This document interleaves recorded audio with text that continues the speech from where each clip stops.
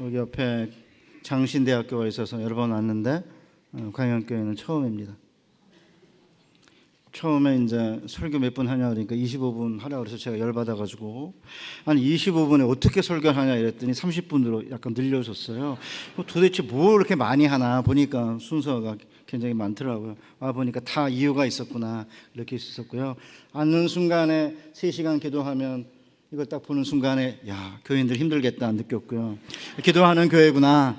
찬양 엄청 잘해요. 2부도 그렇고 3부도 그렇고 교회 사이즈에 비해서 음향이 좋은지 아니면 세게 찬양하는지 모르지만 어떤 찬양도 엄청 잘하시고 또 우리 장로님도 불과 저기와 몇 분 안 돼 1시간 2시간도 안 됐는데 뭐 몇 분이랑 대화하면서 저랑 나이도 거의 같고 또 열려져 계시더라고요. 그래서 이 광양교회가 말씀과 찬양과 기도와 교제로 날아오르는 복된 교회 되시기를 주님의 이름으로 축복합니다.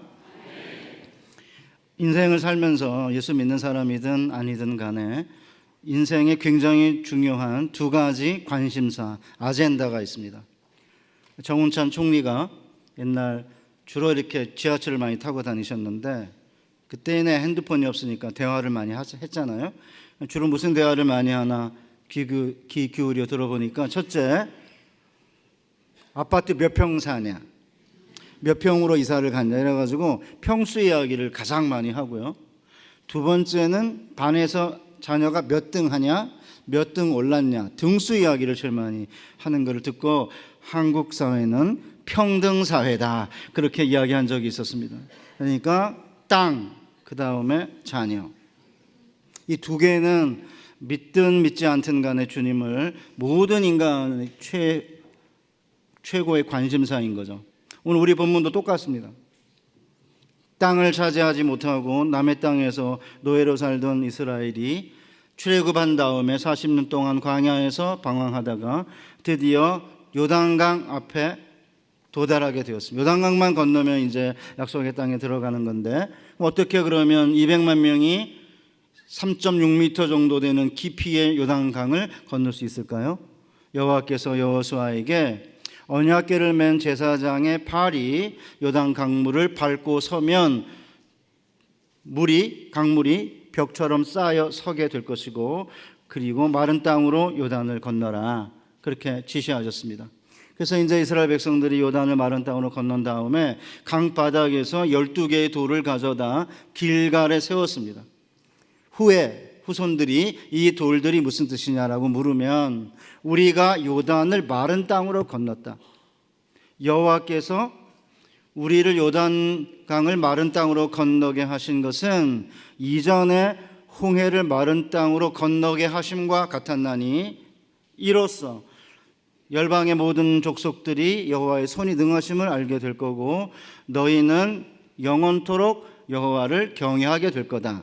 이렇게 말씀하신 게 오늘 본문이잖아요. 여기 핵심이 뭐예요? 땅이죠. 땅.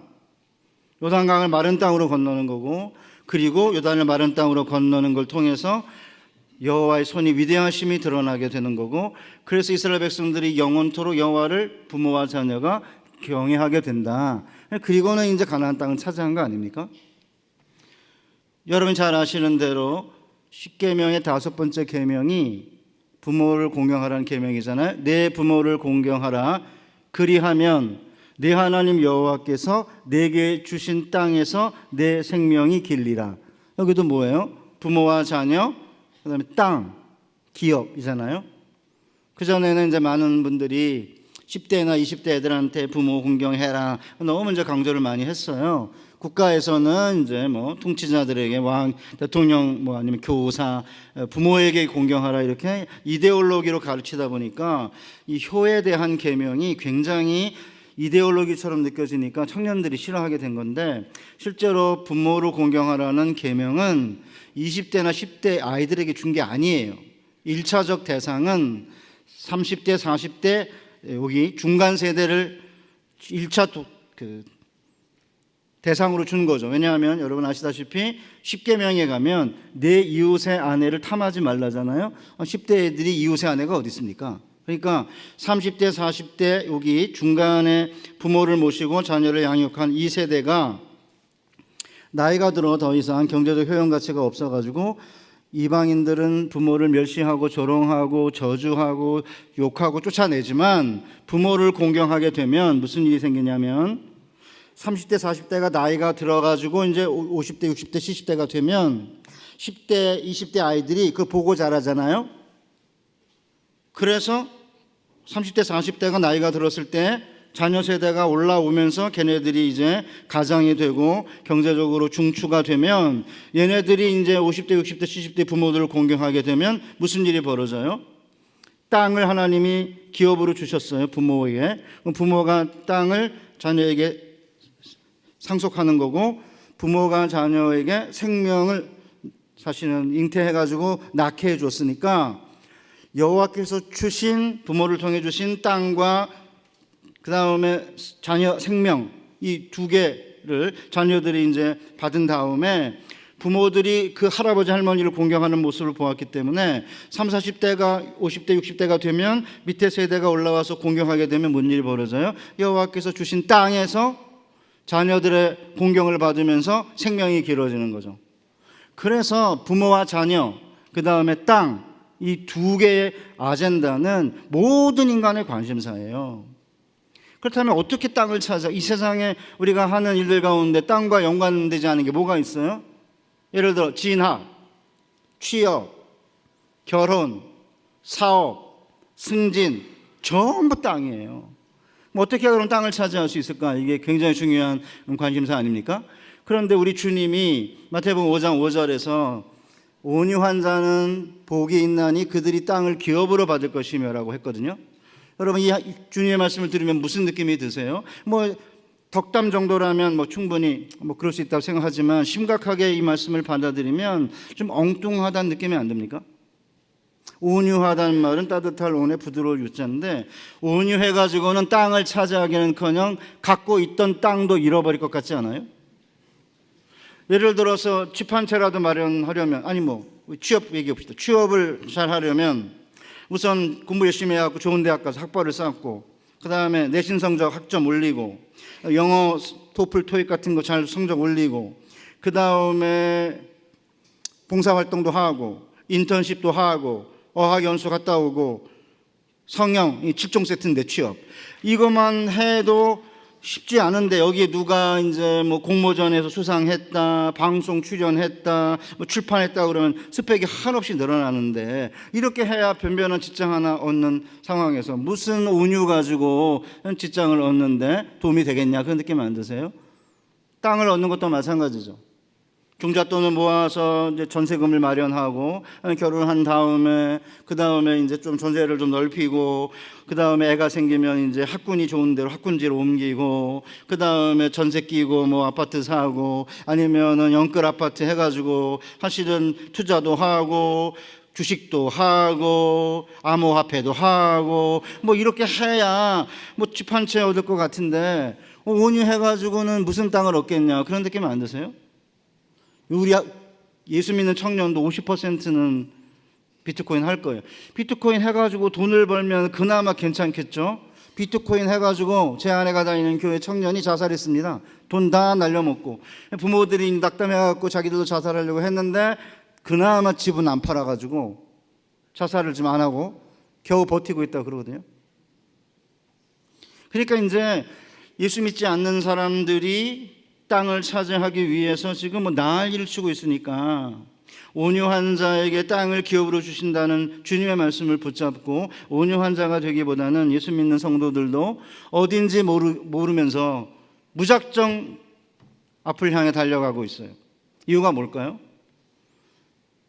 삶은 너무나 냉혹하고 치열하기 때문에 땅을 차지하는 일에 있어서 뒤처지면 영원히 땅을 차지하지 못할 수도 있다는 두려움 때문 아닙니까? 그래도 50대, 60대, 저희 60대, 제가 57년생인데 저희 베이비부모 세대는 그래도 사실은 집을 얻을 만한 기회가 많았어요. 근데 지금은 청년들이 어떻게 집을 얻지? 이런 이제 좌절감, 두려움 이것 때문에 연끌 아파트를 제일 많이 하는 세대가 30대고요. 빚을 내 투자하는 P2도 20, 30대가 선두예요. 물론 최근에 이제 30대가 아니고 뭐 40대로 약간 바뀌었는데 2년, 한 2년 전부터 한 2년 정도는 30대가 연끌 세대의 선두주자입니다. 그런데 문제는 예나 지금이나 똑같은 거, 지금만 그런 게 아니에요. 이스라엘이 가나안 땅을 차지하려고 할 때 가나안 땅은 주인이 없는 무주공산이 아니었습니다.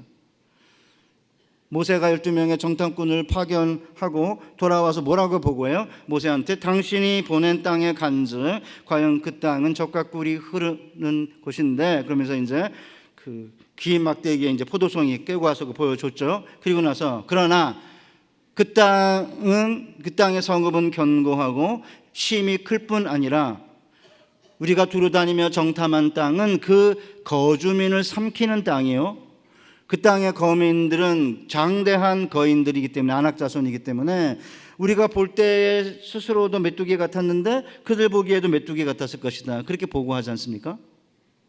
그러니까 이스라엘이 차지해야 되는 가나안 땅은 철병거를 만들고 철병거를 모으면서 성벽과 문과 빗장을 지른 요새 사회예요.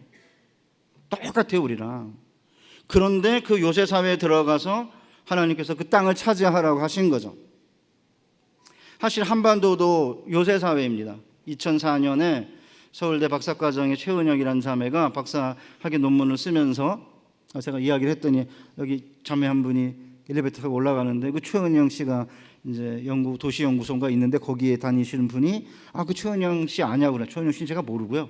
물어보니까 교회는 안 다닌대요. 어쨌든 빗장도시라고 하는 그 단어를 썼어요. 그래가지고 이게 신조어가 됐어요. 2004년에. 이게 뭐냐면 부모가 학벌이 있고 경제력이 있어가지고 집단적으로 한 곳에 모여 살면서 다른 데서 그렇지 못한 사람들이 들어오기 어려운 지역을 빗장도시다, 이렇게 이름을 붙이는 거예요. 미국에 가면 이게 우리 미국은 아파트가 중요한 게 아니고 그 주택이 중요하잖아요. 주택 전체를, 단지를 큰 이렇게 벽돌로 이렇게 둘러싼 거기를 게이티드 커뮤니티라고 불러요. 빗장 공동체. 이런데 이제 그 자매가 그거를 가져와서 게이티드 시티 이래가지고 빗장 도시 이렇게 이름을 붙인 겁니다. 그러니까 부모와 자녀가 학력 수준이 높고 경제력이 높아가지고 밖에서 들어오기 어려운 지역이 어디냐? 서울의 강남, 서초, 송파구, 3구, 광진구 아니에요. 이 3구를 가리켜서 이제 빗장도시라고 한 거예요. 그럼 그 빗장도시 한복판에 있으면은 거기가 왜 그런 빗장도시냐? 그 대치동에 있거든요. 학원가가. 제가 이제 휴문고등학교를 추첨으로, 우리 장로님이 저랑 같이 이제 대화하다 보니까 세금정 초등학교를 같이 나왔는데 저보고 뺑뺑이라고 그러지 말라고 그래가지고 제가 추첨으로 휴문고등학교를 갔어요. 어디 있었냐면 여기 그 비원 옆에 있었습니다. 지금은 현대사옥이 있는데 거기 있는 학교를 강남을 개발하면서 좋은 고등학교가 가기, 도시를 개발하는데 고등학교가 왜 중요합니까? 근데 고등학교를 다 그리 보냈잖아요. 그래서 휴문도 간 거예요. 어디로 갔냐? 대치동에 딱 들어갔어요. 2023년에 의대만 75명을 보냈습니다. 다른 어떤 학교도 범접을 못해요. 지금은 휴문고등학교 나왔다 그러면 진짜인지 짜간지 알아보려고 물어봐요. 선생님 이름이 뭐냐, 별명이 뭐냐. 제 선생님은 코끼리 빤스가 있었어요. 등치가 막 이래가지고 그냥 이름이 코끼리 빤스고, 한 사람은 신경 안정제인데 여기 문화방송 정동, 여기에 문화방송이 있었거든요, 옛날에. 거기서 이렇게 학교로 오다가 연예인 한 명만 만나면 하루 종일 연예인을 욕해요. 그래서 우리가 신경 안정을 시켜야 된다고 신경 안정제라고 이름을 붙였어. 그러면 진짜 휴문고등학교 나왔다고 그럴 정도가 돼. 옛날에는 그렇게 좋은 학교는 아니었습니다. 2차였거든요. 그 얘기를 하려는 게 아닙니다. 대치동에 가서 있으면서 대치동의 학원가 때문에 갑자기 가장 많이 의대를 보내는 학교로 부상한 거죠. 이게 이제 어디로 옮겨간 게 아니고 넓혀진 거죠. 목동, 그 다음에 분당, 제가 한 18년도 살았는데, 일산, 그 다음에 중랑구. 근데 내가 장로님한테 물어보니까 목사님, 우리는 마포구, 용산구, 성동구, 광진구, 마용성광 여기 들어가니까 이미 이제 요새화가 된 것 같아요, 여기도. 그러니까 이제 그 다음에 동백, 동탄, 대구 가면은 또 대구에 또 무슨 구가 있었는지 갑자기 생각이 안 나는데 부산 뭐 해운대구 이래가지고 전 한반도가 점차 이렇게 요새 사회로 바뀌는 거죠. 그러니까 이제 요새 사회인 그 빗장 도시 한복판에 들어가서 땅을 차지하고 자녀들이 좋은 대학과 명문 직장을 다니게 되면 땅을 차지할 수 있을 거다 뭐 이렇게 생각하고 열심히 달렸어요. 지난 몇십 년 동안. 그 결과가 뭔지 아십니까? 한 번은 영화감독 장진이 자기 집, 자기 방에 이렇게 벽에 붙여놓은 메모를 소개한 적이 있었습니다. 도착해 보니까 지옥이었다. 저 오늘 제목이 뭐죠? 설교 제목이 약속의 땅인가 자녀를 삼키는 땅인가잖아요. 우리가 두루다니며 정탐한 땅은 그 거주민을 삼키는 땅이요라고 하는 민수기 13장에서 제가 차용한 거예요. 도착해 보니까 지옥인 거죠. 도착해 보니까 자녀를 삼키는 땅이 된 거죠. 이유가 뭐냐 하면 여러분 다 아시다시피 우선 한반도가 청년들이 뭐라 그러냐면 헬 조선이라 이러거든요. 헬은 지옥이란 말이고 조선은 우리 한반도를 비하해서 하는 말이에요. 저도 처음에 그 단어를 청년들에게 들었을 때 얘들 미쳤구나. 저희 베이비부모 세대가 태어나가지고 자라던 중고등학교, 초등학교 때 엄청 가난했기 때문에 이 정도만 살만하지 얘들이 미쳤나 무슨 한반도가 조선 지옥이야 이랬잖아요. 근데 걔네들 이야기를 잘 듣고 저희 집에 애가 85, 87, 95 3명이 있는데 걔네들이 물고 오는 청년들 이야기를 듣고 나서는 제가 걔네들이 하는 말에 일리가 있다는 걸 느끼게 됐어요. 왜냐하면 30대 반이 결혼을 안 했습니다. 여러분 아시다시피. 왜 결혼을 못하죠? 집이 웬만하면 연애도 하고 결혼도 하는데 집이 넉넉하지 않으면 결혼할 생각을 못해요. 인스타그램 가지고 자랑질하는 애들이 너무 많다 보니까 저 250만 원짜리 전세에서 시작했거든요. 안양 들어가기 직전에 박미라는 데가 있어요. 거기서 옆으로 못 누워요. 좁아가지고 이렇게만 누워야 돼요. 화장실 없어요. 붙어있는 화장실 없고 주인 마당 건너서 퍼식 화장실. 그래도 250만 원짜리 전세에서 14만 원 월급 받는 저랑 어떤 자매가 결혼한 거예요. 이러면 또 젊은 청년들이 라떼는 또 그러는데 이러는데 아니 그랬다 그래도 결혼했는데 지금은 어린 그 결혼 못해요 그렇게. 250만 원만 받아도 행복하게 생각하는 청년들인데 얘네들이 공기만 마시고 물만 먹으면서 250만 원을 저금하면 한 1년에 3천만 원 저금하거든요. 제가 분당에 94년에 32평 아파트 전세로 갔는데 6천만 원이었고 매매가 1억 3천이었어요. 지금 15억이에요. 전세는 아마 5억 할 거예요.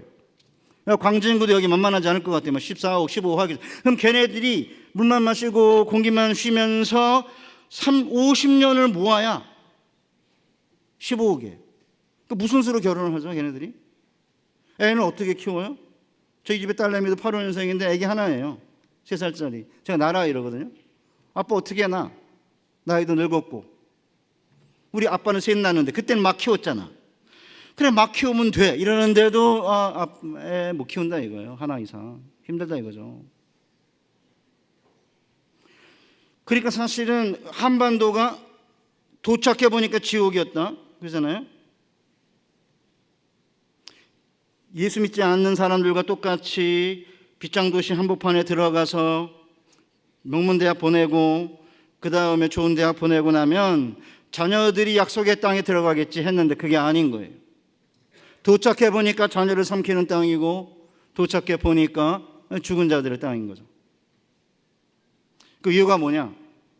이런 성수주의를 갖고 한번 해보겠습니다. 주일날 하나님께 예배드리는 이 성수주의하고도 주일날 공부하지 않고도 좋은 대학을 갔다는 원하는 대학을 갔다는 간증은 60년대 70년대의 간증은 전설 따라 삼천리고요. 빗장도시 한복판에 있는 교회의 주일학교 출석률은 중간고사 기말고사는 반토막입니다. 이유가 뭐냐? 학원 보내야 된다 이거죠. 그러니까 요새는 중직자고 뭐 상관없어요. 그냥 그렇다고 기독교 교육이나 신앙교육을 무시한 거 아니에요. 조금 열었어요. 조금. 그러니까 중간고사 기말고사 때는 그래도 뭐 한 주 정도는 이렇게 빠지고 학원 가도 되겠지. 고3이니까 뭐 수련회 꼭 가야 되나 안 가도 되는 거 아닐까?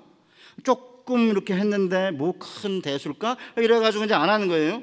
그럼 이제 뭔 일이 벌어지냐면 이렇습니다. 여러분과 저는 직장 생활을 통해 사회생활을 통해 매일이 하나님의 살아계심을 우리가 믿지 않으면 살아갈 수 없는 시험의 무대 아니에요? 금방금방 나타나죠. 그런데 애들은 유일하게 하나님의 살아계심을 경험할 수 있는 무대는 시험이에요. 그런데 아무리 하나님 살아계신다 그게 해도 중간고사 기말고사 때 뭐 교회 안 가는 거 그냥 놔두고 오히려 그냥 가라고 그러고, 실현에 가고 싶은데 그냥 학원 가라고 이렇게 키우면은 애들이 명문대학을 들어간 다음에 무슨 생각해요? 내가 잘해서 한 거고, 시험과 성적보다 더 센 건 이 세상에 없고 하나님도 시험 앞에서는 별 볼 일 없는 존재인 거죠. 그럼 걔네들이 그러면 대학 들어간 다음에 교회 다니겠습니까? 안 다닙니다. 그러니까 도착해 보니까 이제 지옥인 거죠. 도착해 보니까 자녀를 삼키는 땅이고. 제가 한 7, 8년 전에 뉴저지라고 뉴욕 옆에 한인들이 많이 사는 데가 있습니다. 거기 가서 이제 3박 4일 동안 집회를 했는데, 부목사님이 저희 학교 출신이어서 저랑 대화하다가, 목사님 이민 1세대의 기도 제목 1번이 뭔지 아십니까? 저도 미국에서 한 3년 살았거든요. 유학으로 2년, 안식년 1년 있었는데, 모든 이민자들이 저한테 왜 왔냐 물으잖아요. 한 명도 빼놓지 않고 자녀 교육이라 그래요. 그래서 제가 명문대학 보내는 거 목사님 아닙니다. 한국에서 다니지도 않을 그런 직업을, 워낙 좋은 명문 대학 출신이 많으니까 와가지고 미국에 와서 투잡을 뛰면서 그런 직업을 가지고 열심히 아이들 공부시켰기 때문에 명문대학 8, 90% 갑니다. 그런데 명문대학 간 아이들의 8, 90%가 교회 안 다닙니다. 그래서 이민 1세대 이민자들의 기도 제목 1번은 자녀들의 신앙 회복입니다.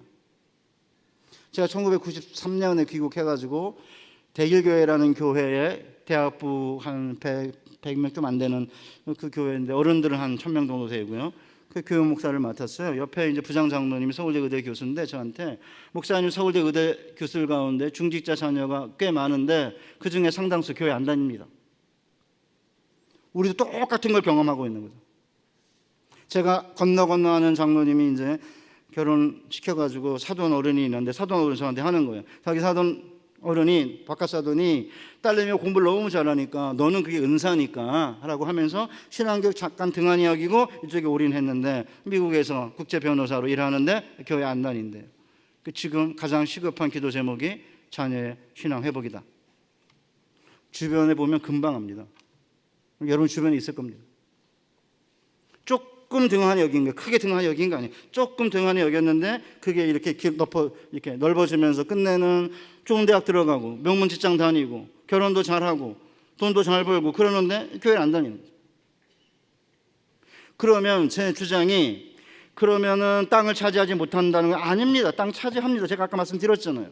세속교육에 올인하면 땅 차지 못하냐 합니다. 근데 그 땅이 어떤 땅이냐? 시편 27편 13절에 내가 산 자들의 땅에서 여호와의 선하심을 보게 될 줄 확실히 믿었도다. 너는 여호와를 기다릴지어다. 강하고 담대하며 여호와를 기다릴지어다. 이렇게 되잖아요. 그러니까 산 자들의 땅이, 시편에 보면 산 자들의 땅이 2번 나오거든요. 그러면 죽은 자들의 땅이 있는 거예요. 산 자들의 땅에서 여호와는 나의 분기시요 나의 피난처요 나의 요새신이다. 이게 이제 한 번 더 쓰인 거고요. 시편 20편 여기가 두 번째예요. 내가 산 자들의 땅에서 여호와의 선하심을 맛보게 될 줄 확실히 믿었도다. 그러니까 열심히 공부시켜가지고 세속교육 올인해가지고 땅을 차지하면, 잘못하면 죽은 자들의 땅이고 거기가 자녀를 삼키는 땅이다, 이 말입니다. 제 이야기는.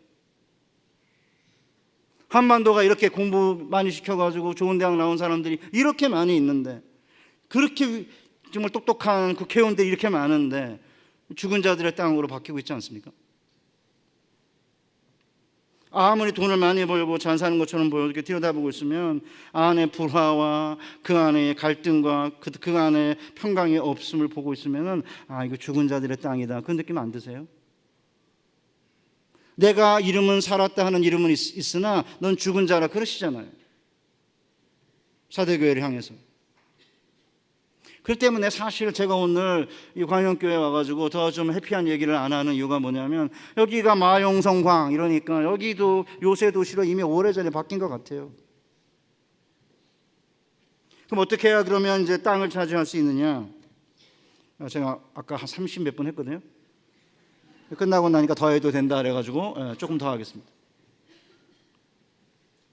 그럼 어떻게 하면 이제 온유한 자가 돼서 땅을 기업으로 받을 수 있냐 하면, 온유라는 말은 따뜻할 온에 부드러울 유가 맞아요. 그런데 원래 원래 예수님이 마태복음 5장 5절에서 온유한 자는 복이 있나니 그들이 땅을 기업으로 받을 것이며라고 하는 말씀은 그냥 말씀하신 게 아니고요. 시편 37편 11절을 인용한 거예요. 11절 뭐라고 되냐면 10절 잠시 후에는 악인이 없어지리니 내가 그곳을 자세히 살필지라도 없으리로다. 그러나 온유한 자들은 땅을 차지하며, 요거를 예수님이 인용하신 거예요. 이게 원래 다윗의 시편이거든요.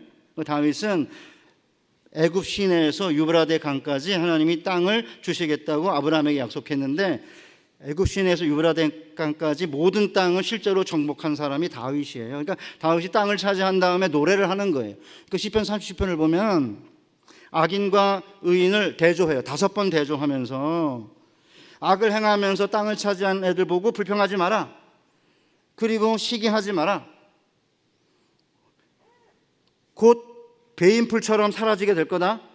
오직 여호와를 기뻐하고 내 길을 여호와께 맡기고 여호와 앞에 잠잠하고 참고 기다리게 되고, 기다리면서 불평하지 않으면 땅을 차지하게 될 거다. 이렇게 이제 노래하는 시편인데, 다윗이 경험했으니까.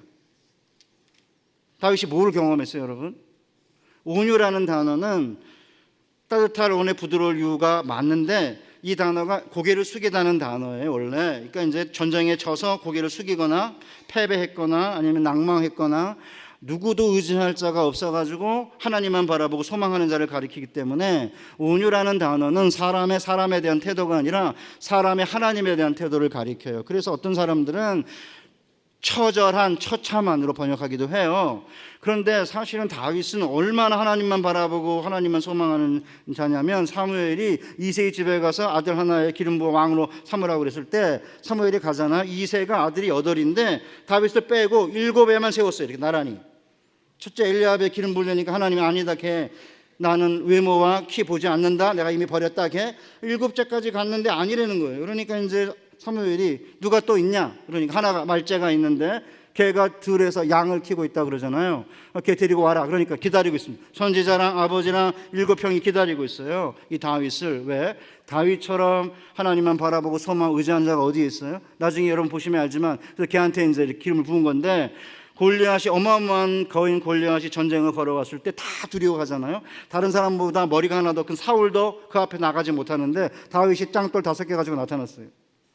어떻게 네가 그 골리앗과 대항할 수 있냐? 그러니까 뭐라 그래? 하나님께서 내게 양들을 맡겼을 때 사자나 곰이 와서 그 양들을 채가면 그 영혼을 건져내기 위해 내 영혼을 던지고 그리고 그들을 구해내려고 할 때 하나님께서 사자의 입과 곰의 발톱에서 저를 건져내셨은즉, 하나님의 살아있는 군대를 모욕하는 저 짐승 같은 골리앗의 손에서 저를 구해내지 않으시겠습니까?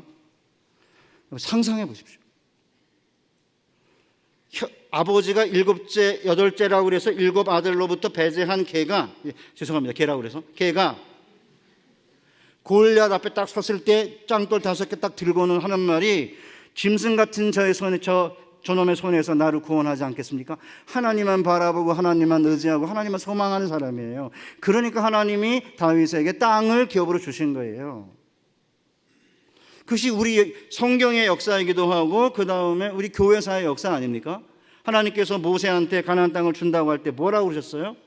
너희가 짓지 아니한 집에, 너희가 파지 아니한 샘물을, 너희가 심지 아니한 포도원의 과실을, 너희가 파지 아니한 샘물을 먹게 될 때에 네 하나님 여호와를 잊지 마라, 이러잖아요. 이스라엘이 언제 들어가서 그들이 집 짓고 그들이 땅 파고 그들이 샘물 파고 그들이 무슨 포도나무 심었습니까? 아닙니다. 하나님께서, 우리 한국교회도 똑같아요. 구한말과 조선시대에 복음이 들어왔을 때 가난한 사람들이 예수님을 믿고 예수님을 바라보고 소망하고 살아서, 그래서 사실은 100년도 안 되는 짧은 시기에 한강의 기적을 일으켜내며 그리스도인들이 중산층 이상을 형성했죠. 그때는 우리 신앙의 1세대들이 뭘 했냐면, 교회 먼저 생각하고 교회 근처 이사 오고 교회부터 먼저 짓고 그 다음에 자기 집 졌습니다. 교회 근처로 왔습니다. 새벽교 나오겠다고. 지금은 잘 그렇게 안 하죠. 그러니까 하나님께서 짓지 아니한 집에, 채우지 아니한 물건을, 파지 아니한 샘물을, 심지 않은 포도원의 과실을 먹게 한 게 아니에요. 제가 이제 최홍록교회 협동목사인데 부산에 그 해운대에 어마어마한 교회를 지었어요. 그 어떻게 졌나 얘기를 들어보면, 작정 헌금하지 아니하고 작정 기도만 했다 그러거든요. 어떤 한 장로님이 자기 집을 일례로 자기 집을 팔아가지고 전세로 이사가면서 그 집값을 이제 헌금한 거예요. 지금 생각하면 이제 30대 40대 우리 젊은 세대가 보면 미쳤구나. 지금 생각하면 그렇죠. 뭐 그분은 이제 변호사인데 지금 서울에 사신다 그래요.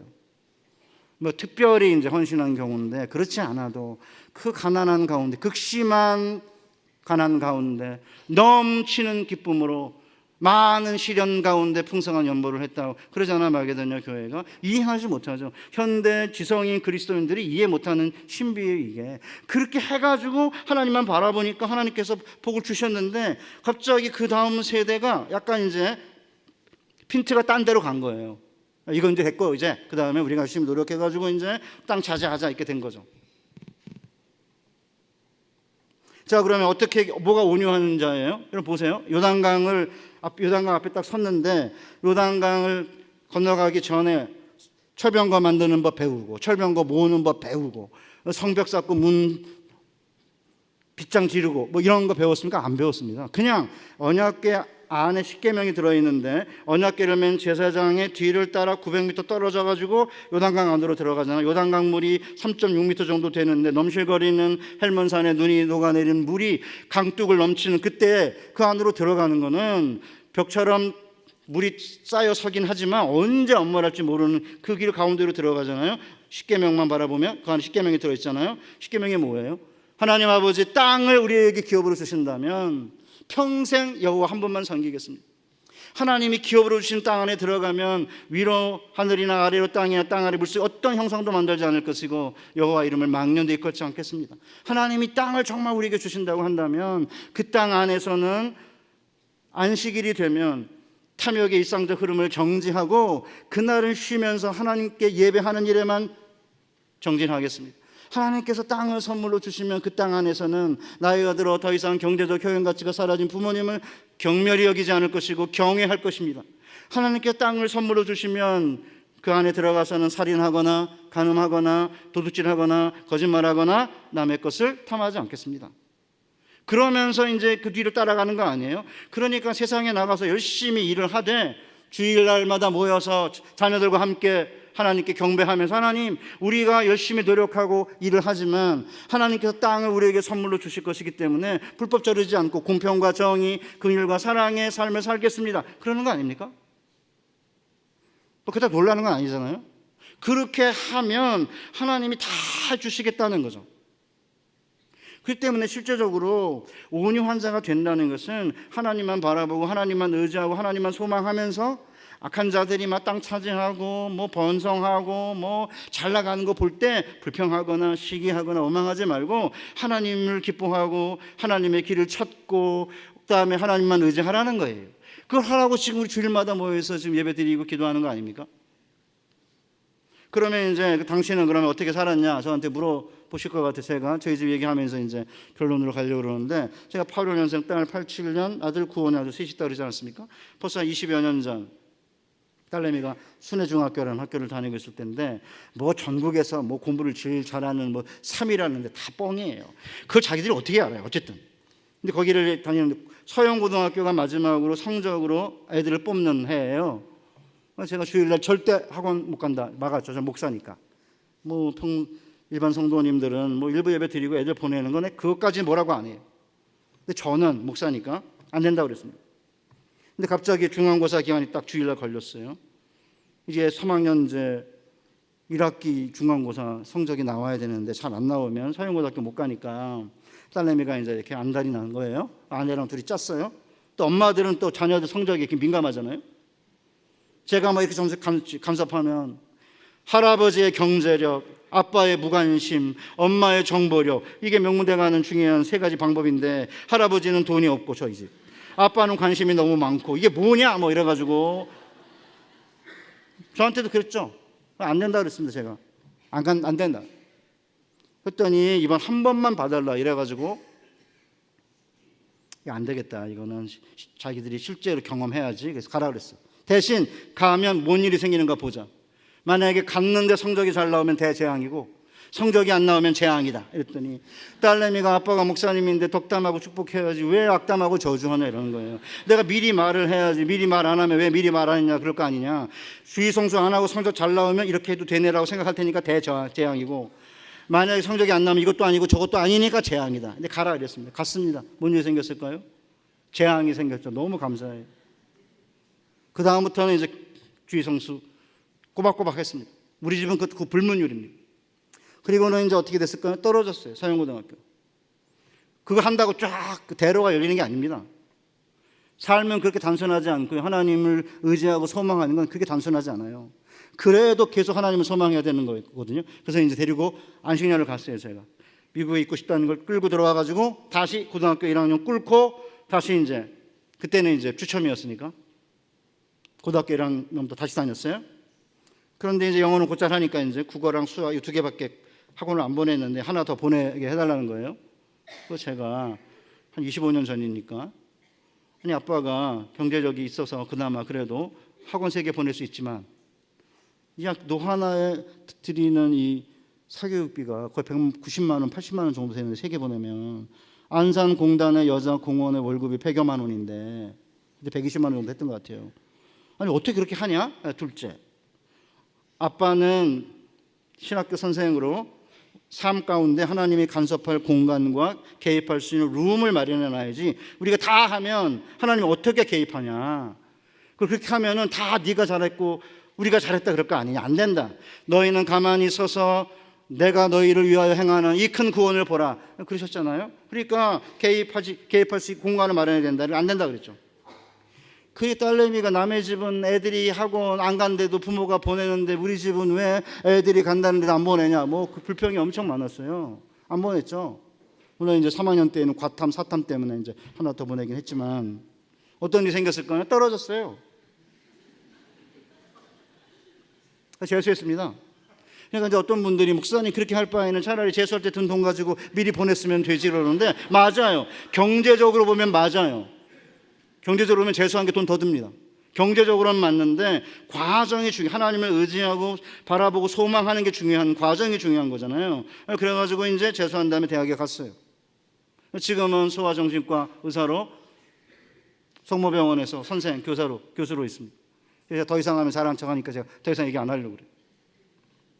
지금도 이제 제가 우리 집 애가 셋인데 대학 여러 번 이렇게 하잖아요. 수시, 정시 해가지고 계속 떨어져요. 그럼 제가 다 화면 이렇게 스크랩 해가지고 다 보관해요. 그래서 제가 애들 한 명당 폴더 하나가 있어요. 이렇게 그 안에 너 흑역사다. 여기 떨어지고 여기 다 떨어지다가 하나 붙어요. 이렇게 그럼 하나님의 은혜로 너 붙은 거다. 이렇게 해가지고 이제 제가 갖고 있거든요. 3개를.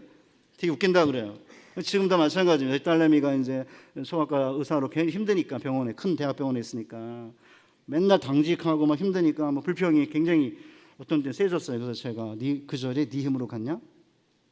네 힘으로 갔어? 네 힘으로 간 거 아니잖아. 그러면 그 질문 앞에 아무 말도 못해요. 아니지, 내 힘으로 간 게 아니 사실이니까. 중요한 거는 거기까지 가는 그 길을 요단을 마른 땅으로 건너는 그 길을 하는 거예요, 여러분. 분당 살았는데요. 대치동에서 뭐 강사가 오니까 10시에 자율학습 끝나면 거기 가는 거예요. 끝나고 나면은 12시 반이에요. 저는 이제 그 아파트 단지가 아니고 그 위에 주택 것들이라고 그래가지고 주택 단지에 살았어요. 분당에. 아내가 보통 12시 반에 데리러 나가는데 가끔 제가 이제 아내가 힘들면 내가 나가거든요. 12시 반에 차가 서면은 20, 30명이 우르르 내려요. 그래서 제가 하루는 딸내미한테 야, 이렇게 해야 되냐? 꼭? 이 미친 짓 아니야, 이게? 밤 12시 반에? 아빠 대치동에서 강사가 왔는데. 분당에 사는데 대치동 강사가 천사예요, 천사. 잘 가르치는 것 같아요, 확실하게. 다르다고 그래요. 제가 재수할 때 종로학원을 다녔어요. 뺑뺑이 추첨이 되니까 서울고등학교 교사들이 열받아가지고 다 나와서 종로학원을 만들었어요. 그때는 대성학원보다 종로학원이 훨씬 더 잘했거든요. 휘문고등학교 다니다 재수하면서 종로학원을 갔는데 진짜 선생님이 천사들인가 너무너무 잘 가르쳐요. 근데 휘문고등학교는 오래돼가지고 민족사학이라고 그러면서 맨 이상한 소리 하는 선생님이 너무 많았어요. 인성 가르친다고. 비교가 안 되죠. 그렇지만 그래도 저는 그런 선생님이 있었기 때문에 행복하게 생각해요. 3세부터 영어 유치원 보내고 제 딸님이 서초동 사는데 다 영어 유치원이라 일반 유치원 보낼 데가 없어가지고 일반 유치원 보내는 게 훨씬 더 힘들대. 뭐 하나 알아보니까 5세 애가 비만을 주제로 영어로 프리토킹을 한대. 3세부터 다닌 애들이. 7세 고시라 그래가지고 7세부터 의대를 목표로 학원을 보내요. 미친 거 아닙니까? 우리 여기 앉아 계신 분들 공부하셨어요? 안 했잖아.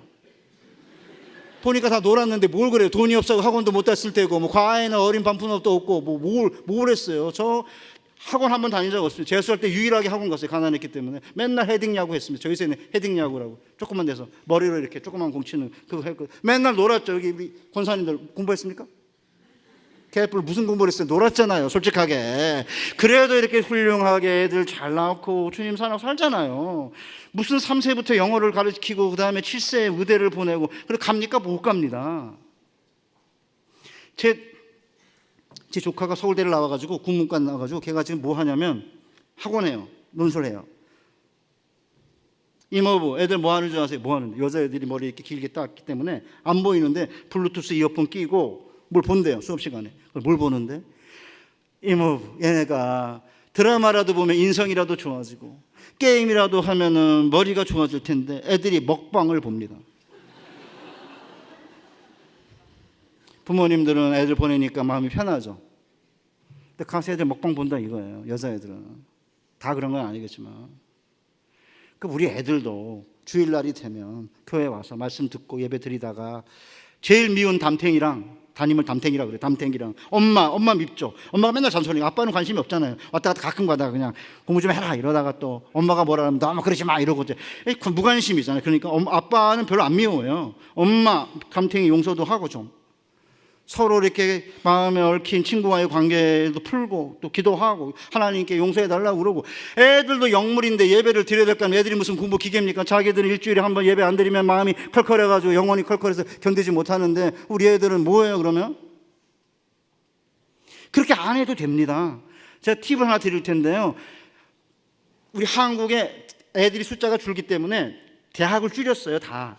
그러니까 대학에 벌어먹고 살 수가 없으니까 대학원을 늘렸어요. 대학원은 그냥 들어갈 수 있습니다. 서울대도 널널하다 그래요. 뭐 들어가서 나오기 좀 어렵다고 그러긴 하지만 서울에는 모든 대학원들이 들어가기 쉬워요 이제는. 왜냐하면 애가 없기 때문에 애들이 없기 때문에. 안 되면요 대수하면 되고 안 되면은 편입해도 되고 안 되면은 워킹하러데 갔다 와서 들어와도 되고 왜 못하냐고요 도대체. 신앙생활 잘하게 주일날 주일성수 시키고 그 다음에 애들 수련회도 보내고 새벽기도 손잡고 와서 기도도 같이 하고 하나님 바라보고 의지하고 소망하고 하면 하나님께서 우리에게 땅을 살아있는 자들의 땅을 선물로 주시고 그 땅에서 여호와의 선하신 우리로 맛보게 해줄 것이고 살아있는 자들의 땅에서 하나님은 나의 분기시고 나의 피난처고 나의 요새십니다. 이렇게 고백하는 부모와 자녀가 있다고 한다면 하나님이 주신 약속의 땅 안에서 영원토록 하나님을 경외하면서 부모와 자녀가 행복하게 살지 않겠습니까? 열심히 해가지고 예수 안 믿게 되면 자녀들이 뼈 빠지게 고생은 하고 보람은 못 느껴요. 우리 광양교회가 나이 드신 우리 어르신들은 밑에 있는 세대에서 잘 손주 손녀 그따위로 가르치면은 애들한테 그렇게 하지 마라 이렇게 이야기해 주시고요. 그러니까 돈이 없는 부모들은 걱정하지 마세요. 이를 꽉 악물고 애들한테 미안하다 소리 너무 많이 하지 말고 한두 번만 하고 손 붙잡고 나와서 기도하고 그 다음에 말씀 잘 듣게 하는 거고요. 돈이 있는 부모들은 조심하셔야 됩니다. 그러면 뭐든지 할 수 있기 때문에 여유가 있기 때문에 주일 성수 안 하기 쉽고요. 위험해요. 오히려 가난하면 이를 악물면 돼요. 그냥 꽉. 돈이 있으면 조심하셔야 됩니다. 우리 광양교회가 이런 비전을 가지고 요 마용성광 요 지역에 이 자녀를 삼키는 땅으로 바뀌는 이 한복판에서 어떻게 해야 진정으로 땅을 차지할 수 있는지를 가르치고 알리고 선포하는 복된 교회 되시기를.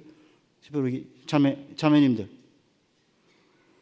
돼지 엄마 만나고 와가지고 헷가닥 해가지고 갑자기 그냥 우리 애보다 못생긴 애가 학원 하더니 뭐 공부도 잘하는데 그래 헷가닥 하고 하루 한 달 만에 학원 바꾸고 뭐 돼지 엄마가 누구냐면 돼지 새끼들 데리고 다니는 정보력이 많은 엄마를 돼지 엄마라 그러는 거예요.